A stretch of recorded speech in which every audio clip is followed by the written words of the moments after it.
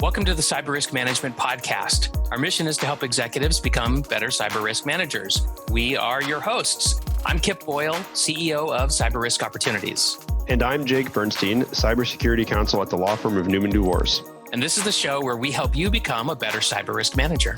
The show is sponsored by Cyber Risk Opportunities and Newman DuWors LLP. If you have questions about your cybersecurity related legal responsibilities, and if you want to manage your cyber risks just as thoughtfully as you manage risks in other areas of your business, such as sales, accounts receivable, and order fulfillment, then you should become a member of our Cyber Risk Managed program, which you can do for a fraction of the cost of hiring a single cybersecurity expert. You can find out more by visiting us at cyberriskopportunities.com and newmanlaw.com. So, Kip, what will we be talking about today? And today we're going to talk about why every company needs good cyber risk management. Okay, every company. So, Kip, let's just go ahead and start. Why do our listeners need cyber risk management for their companies? Okay, I thought you'd never ask. In today's economy, you need any organization, any company is going to need computer systems just about as much as they need customers to serve and something to sell them. And the whole idea of cyber risk these days is if you could somehow disconnect from the internet and still stay in business, that would be the best possible way of managing all these cyber risks. But it's just we've adopted the internet so thoroughly and so completely that that's just not really a possibility anymore. Well, and I would say that the internet is the business enabler for a lot of companies these days. I mean, you think about, market leaders and how much Amazon has disrupted the entire retail industry, the slow decline of just the old mall. I mean, it's, disconnecting might seem like the easy solution to, for a business, but it's just not realistic. So given that, what are some examples of where the technology kind of backfires and hurts you? Right. So I'm thinking of a couple of examples right now, and they're very high profile examples. So if you want to learn more, if listeners want to learn more, this should be a very easy thing to just Google some of this. So last summer, 2017, there was a computer worm called NotPetya, and it swept across Europe for quite some time. And there were two logistics companies that were particularly affected by this. And I think that the story about how they were affected is instructive. So the first one was called TNT, which is a subsidiary of FedEx. And so they do small package delivery, ground-based small package delivery. They're kind of like, FedEx in the United States and elsewhere, or UPS. And the second company that was really affected badly by NotPetya was Maersk, and they're a container shipping company. And so that's ocean-going shipments, right? And in both cases, those companies got hit so hard with NotPetya that they actually lost control of all the packages, or practically all the packages and containers in their custody. And when I say lost control, what it really comes down to these days is, and this kind of speaks to the nature of the internet, but if you're a logistics company and you can't access the data about the shipments that are in your possession, if you can't move that data, then you can't move the goods. They'll just sit in the shipping yards or in the warehouses, and that's pretty much the end of your business day. And as you can imagine, it's a cardinal sin to not be able to move freight, right? Oh yeah. Well, if you're a freight company that can't move freight, you're a company that's losing a lot of money every second. Right, and the great irony of it is that you can move the freight, you just don't know which ship to load it on or which truck to put it on. You have no idea where it's supposed to go. So you have possession of all these boxes and containers, but you have no idea what to do with them. And to be fair, freight handling has always been a fairly data-intensive business. It's just that now that it's all computerized, and why wouldn't it be, if those computers don't work, you're unable to do much. Well, and even if you could somehow crack the computers open and look at all the files in there, you would never have enough manpower to process all that stuff, right? It's so Exactly. highly automated now that the idea that you're going to fall back to a manual procedure is just out of reach. It's just we've scaled it so much that that we just can't take it back and actually process it No, not at anymore. all. No.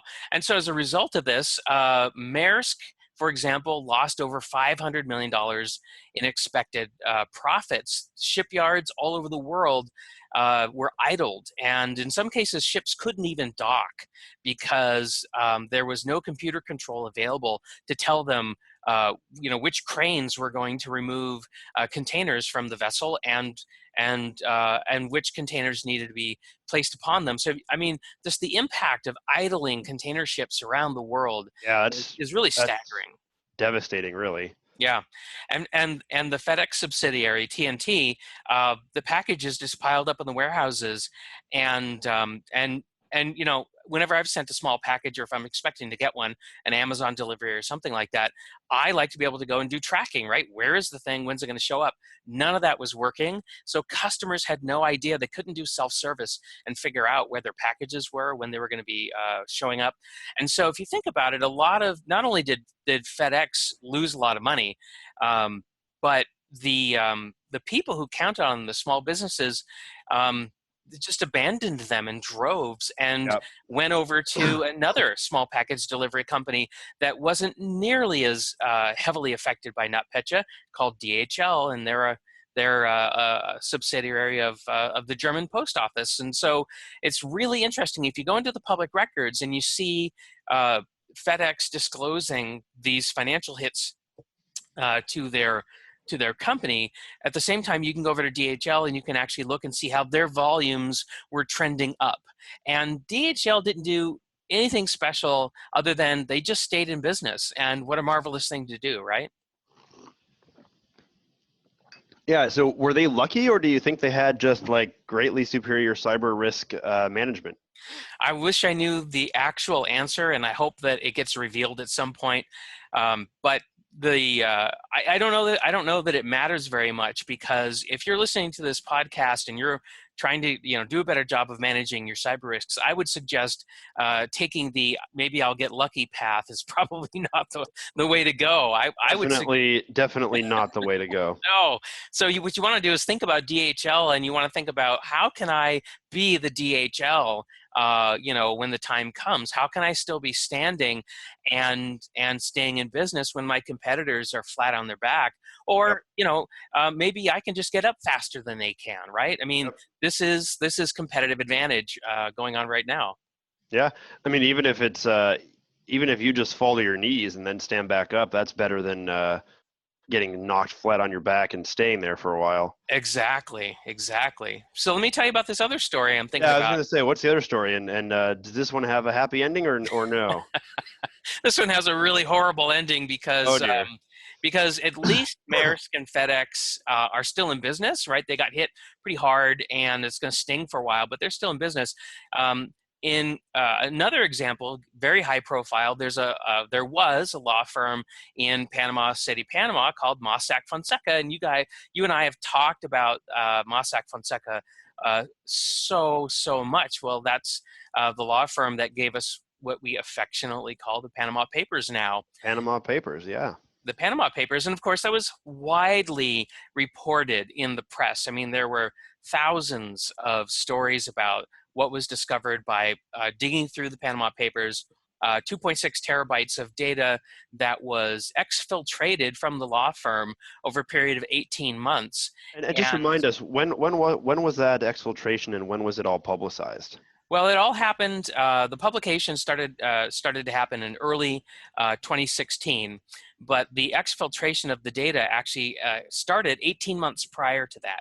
And so, for 18 months, some outsider was pulling data out of the law firm over their internet connection, and nobody at the law firm had any idea that this was going on. They were completely oblivious to the fact that they had been attacked, hacked, and that their files were being removed on a regular basis. So And of course, the consequences, as we all know, were very serious to the people who use the services of Mossack Fonseca. What's a little Clients. less, yeah, the clients. What's a little less well understood is that the law firm itself was fined and laid off staff, and ultimately, earlier this year, they went bankrupt and they're not in business anymore.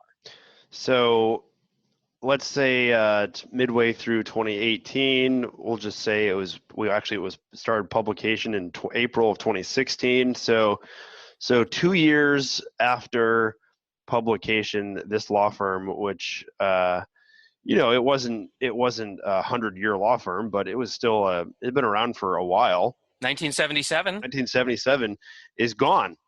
Yep. Obliterated. Completely blown up. Completely blown up. That's pretty striking. Yeah, and it took a couple of years, as you pointed out, for them to do that. But these days, what we see is you either go out of business very, very quickly due to a cyber attack. I'm thinking of a company called Code Spaces, where in less than 12 hours they were bankrupted. There was another law firm called Puckett and Farage. And they were out of business in less than a week. So sometimes it's a very fast hit and a flame out, and other times it's what I would call a long, slow slide into oblivion, which is what happened with Mossack Fonseca. So what I think about is, even though that law firm was engaged in, I think we can all agree, unethical and in certain cases probably illegal activities, maybe not in their jurisdiction, but in the jurisdictions of their clients. It was a big law firm. They had a lot of people that worked for them, and now there's a lot of people out of work, and now they can't provide for their families. And so, I mean, the social impact of this on the law firm side is pretty big. So, nobody won. Nobody did win. Other than the person who perhaps was trying to get them out of business, they did succeed, which is interesting to note. So, what is are there any estimates about what the cost of this is all going to be over the next 5 years? Yeah, there's some. So if you roll up like all the cyber risk together, and you think about the failures that are going to happen, or that we think is going to happen, it's the graph is kind of one of these up and to the right kind of things, which typically people want to see up and to the right, but this is one of those where no, you don't really want to see that. So in 2015, the total cost of all cyber failures around the world was about $500 billion, which is an enormous number, $500 billion. And in 2021, so we're looking forward just like 3 years, that number is going to rise from 500 billion to 6 trillion. And it'll, as far as we know, it's going to continue to climb. So it's a staggering number. I've never seen 1 trillion of anything, let alone 6 trillion of something. Exactly, very much so. It's just crazy. And I think our listeners are right to wonder, like, what the heck's going on here, right? Why is this happening? And you and I have talked about it. There's essentially a big shift happening, right? You do a good job of explaining this. The situation is that it's not possible for the bad guys to, let me rephrase that. The bad guys have to be right one time. The good guys have to be right all the time. Right. And if you look at the numbers, they're staggering, because these attacks are automated, as we mentioned, and the scope of attacks. You think about just one of the major credit card companies. They just stated that to date in 2018, they've already seen 20 million cyber attacks on their systems and servers. Yeah, now, it's so inexpensive to attack. It basically costs nothing to launch the attack.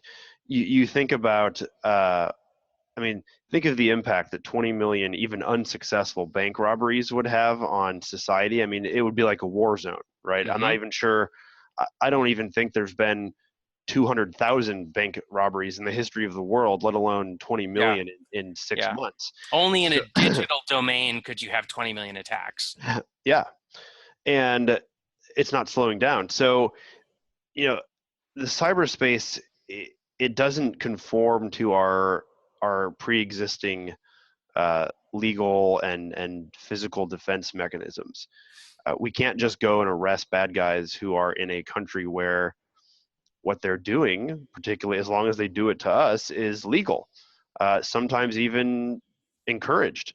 Right. Sometimes not even encouraged, but directly controlled by state actors. Yep. So, the situation is just not going to change for the better. They always say, police are responders, they react. They can come investigate and clean up a crime, but if you want to stay safe all the time, you got to hire your own bodyguard, right? That's what you Mm-hmm. see people do. You got to hire your own physical security. Yep. So, likewise, if you want to stay safe in the cyber realm, you need to take matters into your own hands and really work on your own cyber risk. Yeah, I think about I have this movie that plays in my head when I explain this to people, and it kind of looks like there's an executive sitting at their desk and they're enjoying all of the internet infrastructure and the electricity and the air conditioned workspace and all right. So we've got this highly evolved modern workplace. And environment, but once you get on the internet, it's almost like you're living in a log cabin again, out on the frontier, where there's no police protection, no fire protection. The cavalry lives in a wooden fort 2 days away from you by horse.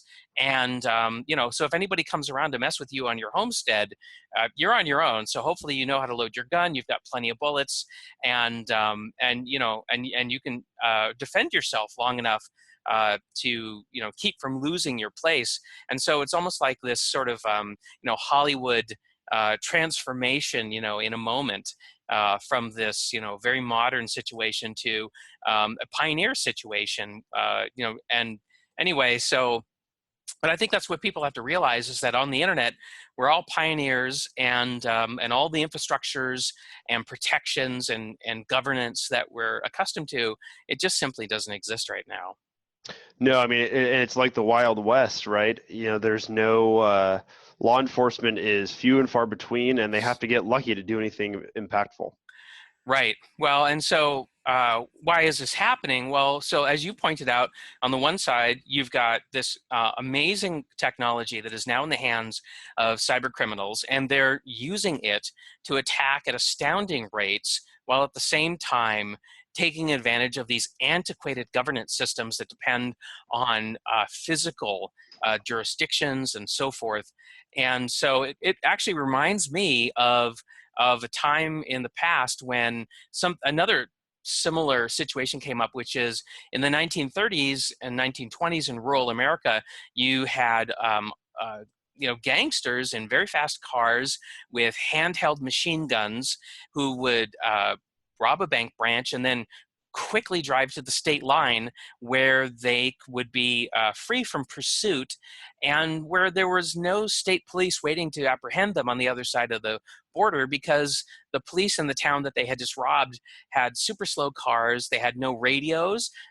They were they had these revolvers that were probably army surplus and not working very well. And a lot of people don't realize this, but it took until about the mid 90s. I did the research. It took about until 1995 to get to the point where robbing a bank branch just wasn't feasible anymore. There were so many great protections, silent alarms, die packs, bulletproof glass, right? The FBI and the banks worked with each other to figure out how to neutralize this threat. But it took, it took it took decades to It figure did. this out.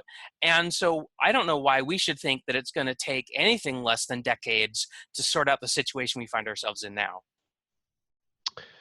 Yeah, I agree. It will be a very long time, and it will require new modes of operation and thinking, and in the meantime, I think the takeaway here is you can't rely on the government or police or law enforcement of any kind to keep you safe. Yeah. You need to you need to secure your home, you need to secure your business, and in the cyber realm, it's even more true than ever before. And even the defenses that we have are not guaranteed. Intrusion detection systems, intrusion prevention systems. I mean, that you can spend a ton of money on the latest state-of-the-art in technological defenses, and they're still not.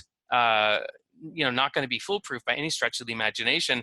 When Target, the retailer, lost control of all those credit cards, and they went back and did the digital forensics, they found that the attack was in fact detected by their systems. The problem was is that the alarms or the alerts to the attack were never seen by a human or weren't processed in a way for the for the controllers to understand that that what was happening was this massive theft in progress. So you've got technological issues that are going to keep you from preventing bad stuff from happening. Well, and there's your slow cars and lack of radios, right? Yep. I mean, we might have this technology, but despite the name, they're not necessarily very good at detecting or preventing intrusions.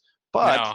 But they are a start, and I think that you're going to see these tools evolve over time into something that is eventually useful. Eventually, Yeah. I think it's Yeah. fair to say we will get to a point where you've got silent alarms and ink bombs and things like that.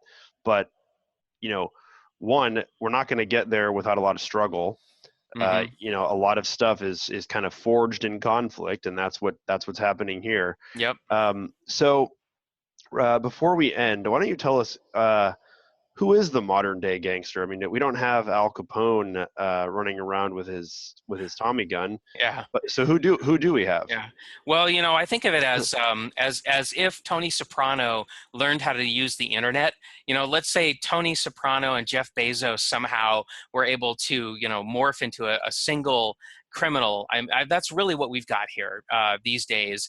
And I really get frustrated with Hollywood and the newspapers because they would have us think that the adversary that's expected to cause $6 trillion worth of damage is some kid wearing a hoodie in the basement of his mom's house, drinking Mountain Dews, eating Cheetos, and having nothing better to do than to troll around on the internet. And nothing could be further from the truth. So and a great example of this is a guy named Bogachev, and one of his online identities is Lucky12345.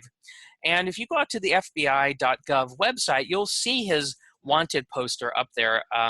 He's got a reward on his head right now for $3 million for his arrest, his apprehension. He lives in Russia, and as far as we can tell, he's protected by the Russian government, the foreign intelligence services. And so why are we so interested in Bogachev? He's stolen over $100 million from U.S. banks using technology. The guy, as far as we know, has never set foot in the United States during that crime spree, which he continues to aim towards us. But the problem is he's so well protected that as long as he never leaves the physical spaces where Russia's not going to give him up to the United States, there's no way to know if he'll ever face any kind of trial for what he's done. No, I mean, Russia's not. Yeah, I mean, you need international cooperation, and when you have international, belligerent states, or at least uncooperative ones, your options are very limited. Very limited. I mean, this has gone from a criminal investigation to an international incident. Yep. Right? I mean, this is war by other means. The United States, Russia, and China have a lot of tension between the three of them, and a lot of weapons pointing at each other. But instead of using these so-called, kinetic weapons, actually, igniting bombs and blowing stuff up, we're lobbing digital weapons at each other right now. There's a whole battle. Cyber war. The cyber war is being fought. The cyber wars are going on right now, and everybody who's connected to the internet is really a foot soldier as these cyber wars are unfolding around us. And by the way, the NotPetya worm virus that we talked about in the beginning of the episode, that was actually aimed at, that was Russia aiming a cyber weapon at the Ukraine. It just got out of control, and Maersk and FedEx were, that was collateral damage. They weren't actually even the targets. So we live in a world where you don't even leave your office and you find that you're in a crossfire, in a hail of digital bullets, and you get hurt. And that's the world we live in now. So I think it's important for listeners, for executives, to understand, what's really going on, and how this is going to continue to unfold. And you're going to need to do more than just think that you can prevent bad stuff from happening. You're going to need insurance. You're going to need response capabilities, public relations strategies, because it's inevitable that we're all going to get hacked sooner or later. But you definitely don't want to look like Equifax trying to respond to something really horrible that's happened to your customers. Agreed. So anyway, hey, everybody, thanks for joining us today on the Cyber Risk Management Podcast. And, we talked about why everybody needs cyber risk management. Thanks, everybody, for joining us today on the Cyber Risk Management Podcast. Remember that cyber risk management is a team sport and needs to incorporate management, your legal department, HR, and IT for full effectiveness. And management's goal should be to create an environment where practicing good cyber hygiene is supported and encouraged by every employee.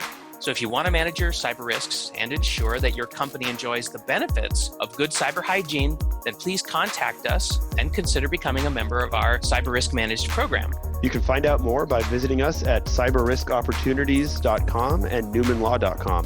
Thanks for tuning in. See you next time.